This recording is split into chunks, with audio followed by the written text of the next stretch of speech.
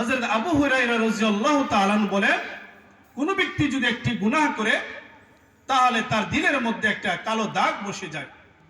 যখন সে তওবা করে ইস্তেগফার করে আল্লাহ তাআলা এই গুনাহটিকে maaf করে দেন, বলে তার দিল সাদা হয়ে যায়। আবার যখন গুনাহ করে তার দিলের মধ্যে কালো দাগ বসে যায়, আবার যখন গুনাহ করে তার দিলের মধ্যে কালো দাগ বসে যায়, এরকম গুনাহ করতে করতে তার দিলটা কালো হয়ে যায়।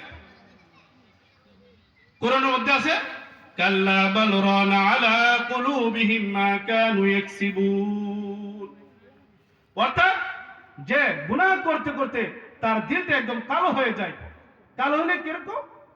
তার কাছে কোরআনের কথা ভালো লাগে না, তার কাছে হাদিসের কথা ভালো লাগে না, তার কাছে নসিহত কিছু ভালো লাগে না।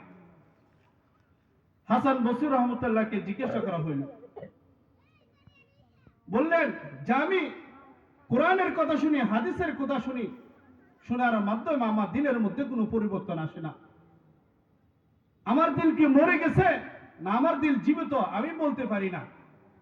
হাসান বসরি রহমতুল্লাহ বলেন, যদি কোরআনের কথা শোনার দ্বারা তোমার দিলের মধ্যে কোনো পরিবর্তন আসে না, হাদিসের কথা দ্বারা তোমার দিলের মধ্যে কোনো পরিবর্তন আসে না, তাহলে তুমি মনে করো তোমার দিল এটা জীবিত নয়, তোমার দিল হলো মৃত। কারণ ঘুমন্ত ব্যক্তিকে যদি জাগ্রত করা হয় তাহলে সে জাগ্রত হয়ে যায়। আর যখন কোনো মৃত ব্যক্তিকে জাগানো যত চেষ্টা করুক না কেন, সে জাগ্রত হয় না, কারণ সে মৃত হয়ে গেছে। এই জন্য গুনাহ মানুষের বিবেককে নষ্ট করে দেয়, গুনাহ মানুষের আকলকে নষ্ট করে দেয়, গুনাহ শরীরকে দুর্বল করে দেয়। হযরত ইবনে আব্বাস রাদিয়াল্লাহু তাআলা বলেন, প্রত্যেকটা গুনাহর 5টা ক্ষতি, প্রত্যেকটা গুনাহর 5টা ক্ষতি। এক নম্বর ক্ষতি হলো গুনাহ মানুষকে দুর্বল করে দেয়। গুনাহ মানুষকে কি দুর্বল করে দেয়। এই জন্য দেখেন হাজার হাজার কাফের আর সাহাবী মাত্র একজন সাহাবী বলতেছেন যে এই যে হাজার হাজার কাফের আমি তাদেরকে বলি মুর্দা, কারণ ঈমান ছাড়া একজন মানুষ মুর্দার সমতুল্য। গুনাহ মানুষের চেহারাকে নষ্ট করে দেয়। এই জন্য দেখবেন যে ব্যক্তি